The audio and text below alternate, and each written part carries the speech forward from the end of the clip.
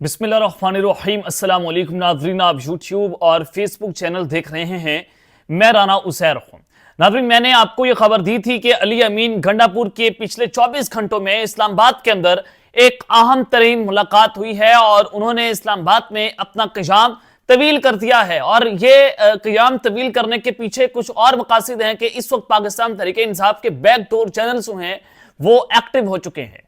तो जनाब, मैं आपको जो ब्रेकिंग न्यूज देने जा रहा हूं वो ये है कि अली अमीन गंडापुर की जो मुलाकातें हैं वो जनाब रंग ले आई हैं।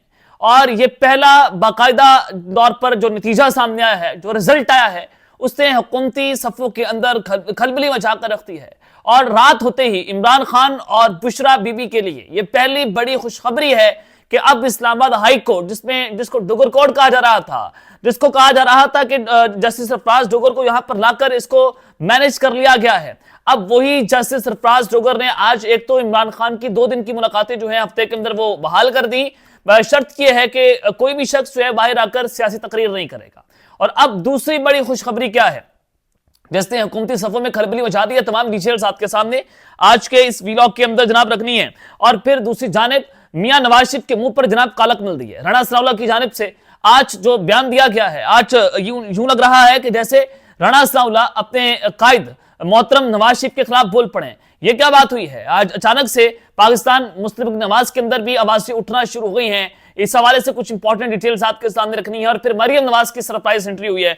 मरियम नवाज साहिबा जो है वो जनाब भरपूर तरीके से एक्टिव हो गई हैं। उनके हवाले से एक बड़ी अहम खबर आ रही है, वो भी आपके सामने रखी जाएगी। लेकिन आगे बढ़ने से पहले आप सबसे दरख्वास्त के चैनल को सब्सक्राइब कर लें, बेल आइकन को दबा दें, आने वाली तमाम तरह अपडेट्स आपकी खिदमत में बर वक्त पेश होती रहें। नाज़रीन, पाकिस्तान तहरीक इंसाफ के अंदर 2 ग्रुप जो है मौजूद हैं। एक मुफाहमती ग्रुप है और एक मुज़ाहमती ग्रुप है। मुफाहमती ग्रुप कहता है कि हमें जो है वो मौलाना फजल रहमान के साथ इत्तेहाद नहीं करना चाहिए और हमें जो है वो खुद बैठकर चीजों को सेट करना चाहिए, सोशल मीडिया को कंट्रोल करना चाहिए, इमरान खान को मनाया जाए और ईद के बाद सड़कों पर ना निकला जाए। लेकिन महमूद खान अरशद और अल्लामा नासिर अब्बास जाफरी जो अपोजिशन इत्तेहाद का हिस्सा हैं, वो इस बात पर बसिद हैं कि हमें सड़कों के बाद ईद के बाद जो है वो सड़कों में एहतजाज का ऐलान करना है, अपनी तहरीक शुरू करनी है। और पाकिस्तान तहरीक इंसाफ का एक ग्रुप जो है वही मुज़ाहमती ग्रुप है, वो भी ये कहता है, जो नजरियाती ग्रुप है, कि हमें सड़कों पर निकलना चाहिए और आखिरी फैसला जो है वो सड़कों पर होगा। और इमरान खान की रिहाई के लिए हमें सड़कों से ही रिलीफ मिलेगा। हमें आवाम के अंदर जाना होगा, हमें आवाम को एक्टिव करना होगा और हमें यहां से प्रेशर डालना होगा। अब मैं आपको बताना चाहता हूं कि पाकिस्तान तहरीक इंसाफ में एक बार फिर से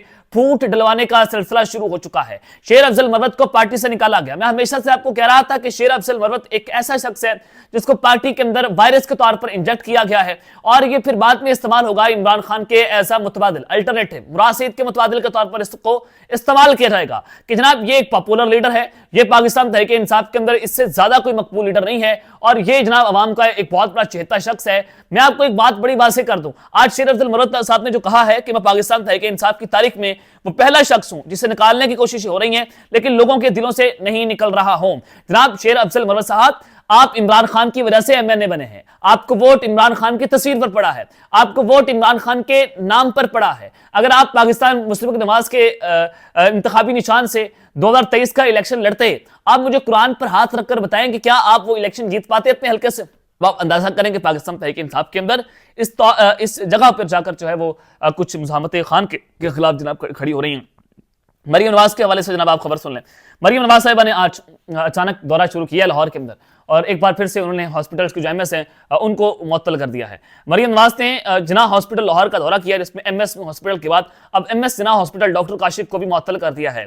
principal Allama Iqbal medical college professor Asghar Naqi भी मुअत्तल कर दिए गए हैं। और मरियम नवाज के दौरे के दौरान शरीफ खानदान की जो जाती मौलिश है डॉक्टर अदनान भी उनके हमरा थे। और फिर जब वो लाहौर के अंदर भी विजिट के तौर पर गुजरे तो वहां पर भी कैमरे उनके साथ थे। कहा गया था कि गैर एलानिया दौरा है, लेकिन कैमरे कैसे आ गए, टिकटॉक से बन रही थी, इस पर भी सोशल मीडिया सार्फिन जो हैं वो सवालात उठा रहे हैं। एक चीज, दूसरा ये कि सरप्राइज दौरा तो था और फिर कहा जा रहा है कि मरियम नवाज जो है वो भरपूर तरीके से एक्टिव है और वो इसी तरह से अब दौरे करेंगी। इसी तरह से जनाब ये जो हॉस्पिटल्स के जैसे एमएस हैं उनको मुअत्तल किया जा रहा है, बाकी लोगों को भी ऐसे मुअत्तल किया जाएगा। चले, अच्छी बात है, आप एक्टिव हैं, भरपूर तरीके से एक्टिव हैं, सूबे के लिए काम कर रही हैं। सवाल मेरा ये है कि एक तो आप फॉर्म 47 के ऊपर आई हुई, दूसरा सवाल मेरा ये है कि जनाब आप जैसे एमएसयू हॉस्पिटल को आप कह रही हैं कि हमने उसको मुअत्तल कर दिया, एमएस जिना हॉस्पिटल को हमने मुअत्तल कर दिया, अल्लामा इकबाल मेडिकल कॉलेज के प्रोफेसर को हमने मुअत्तल कर दिया, क्या ऐसे करने से आप जो है मुल्क को ठीक कर रही हैं?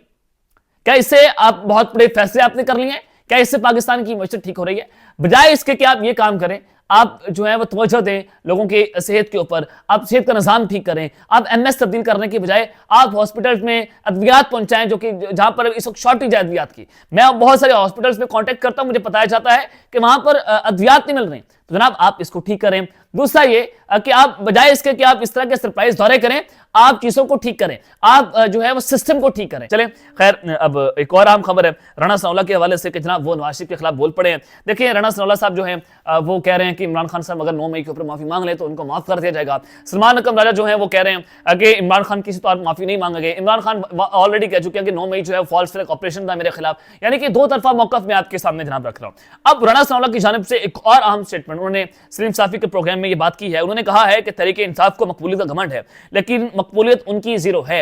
चलें, आप आज असम्बलियां तहलील करें और आज मुल्क के अंदर इलेक्शंस करवाएं, फ्री एंड फेयर इलेक्शंस। 180 सीटें तो खान पहले 23 के इलेक्शन में बगैर किसी इंतखाबी निशान के जीत गया। और आपको भी पता है, हमें भी पता है, राणा सनाउल्लाह साहब आप अपने हल्के से इलेक्शन हार गए, आप तो अपने जो है वो घर से इलेक्शन हार गए। और आपको पता है कि पाकिस्तान तहरीक इंसाफ ने आपके घर में जाकर आपको शिकस्त दी है। इसका पूरी कौम को, पूरी सबको पता है कि इमरान खान इस वक्त मकबूल तो है। हाँ, आप ये कह सकते हैं कि सिस्टम में वो उसकी कबूलियत नहीं है। मकबूलियत तो है, कबूलियत नहीं है। और उन्होंने कहा कि तहरीक इंसाफ को वोट मुज़ाहमत की सियासत और एंटी एस्टैब्लिशमेंट बयानी का मिलता है, हमें भी मिलता रहा है। ये बिल्कुल दुरुस्त बात है कि तहरीक इंसाफ जिस मौके पर खड़ी हुई है और पंजाब के अंदर पहली बार एंटी एस्टैब्लिशमेंट बयानियों को वोट पड़ा है, ये पाकिस्तान की तारीख में पहली बार हुआ है, पंजाब की तारीख में पहली बार हुआ है। और उन्होंने कहा कि नवाज शरीफ ने 1992 से 2022 तक मुज़ाहमत की सियासत की है। ये फिर जनाब 2022 के बाद क्या हो गया?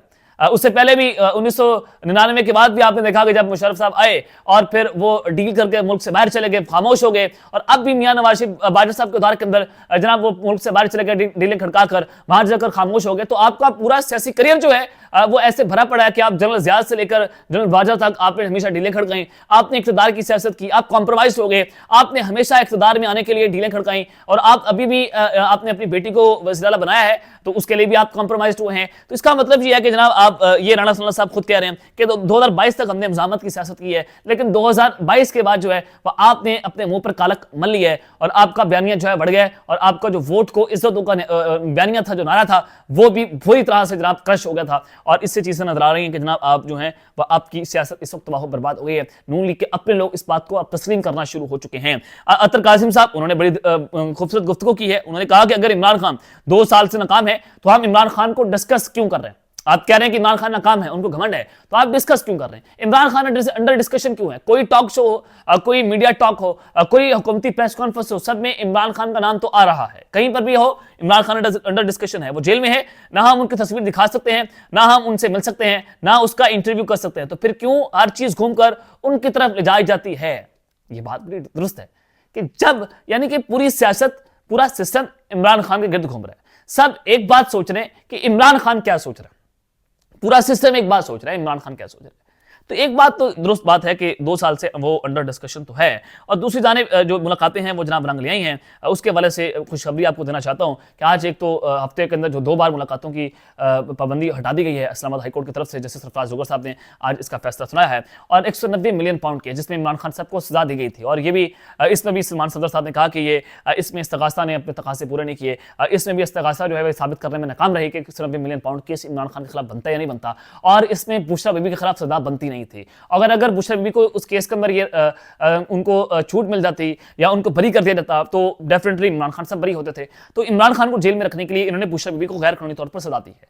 अब वो जो गैर कानूनी तौर पर सजा है, अगर इस्लामाबाद हाई कोर्ट बुशरा बीबी की सजा को उड़ा देती है, डेफिनेटली इमरान खान जो शरीक मुल्ज़िम डिक्लेयर किया गया है, तो उनकी सजा भी उस पर मुअत्तल हो सकती है। अब इस्लामाबाद हाई कोर्ट से जो खबर देने जा रहा हूं कि इमरान खान और बुशरा बीबी की 190 मिलियन पाउंड केस में सजा मुअत्तली की दरख्वास्त समाअत के लिए मुकर्रर हो चुकी है। कल इस्लामाबाद हाई कोर्ट के कायम मुकाम चीफ जस्टिस सरफराज जोगर और जस्टिस मोहम्मद आसिफ इमरान खान और बुशरा बीबी की सजा मुअत्तली की दरख्वास्तों पर रजिस्ट्रार ऑफिस के इतराज़ात के साथ समाअत करेंगे। कल 2 रुकनी बेंच इस्लामाबाद हाई कोर्ट का वो अहम तरीन समाअत करने जा रहा है। और अगर इमरान खान को, दायरा कल तो फैसला नहीं आएगा, अभी केस चलेगा, 1-1.5-2 महीना केस चलेगा, उसके बाद फैसला आएगा। लेकिन नजर आ रहा है कि इस केस के अंदर भी इमरान खान को रिलीफ मिल जाएगा। और अगर रिलीफ मिलता है तो क्या इमरान खान साहब रिहा हो जाएंगे? तो ये 1-2 महीने बड़े इंपॉर्टेंट है। अली अमीन गंडापुर इस्लामाबाद में मौजूद है और वो मुलाकातें कर रहे हैं। कोशिश हो रही है पाकिस्तान तहरीक इंसाफ की मुफाहमती ग्रुप की तरफ से कि इस वक्त इमरान खान और एस्टैब्लिशमेंट के दरमियान सेटलमेंट हो जाए और इमरान खान का जो सोशल मीडिया है उसको किसी न किसी तरीके से खामोश करवा दिया जाए। सवाल यह है कि क्या इमरान खान सोशल मीडिया खामोश कर लेंगे? ये इस सवाल का जवाब जो है इमरान खान साहब खुद बेहतर तौर पर दे सकते हैं। अब तक के लिए इतना ही, अपना ख्याल रखिएगा और इस अपने नाज़रीन रखने। अल्लाह निगहबान, पाकिस्तान जिंदाबाद।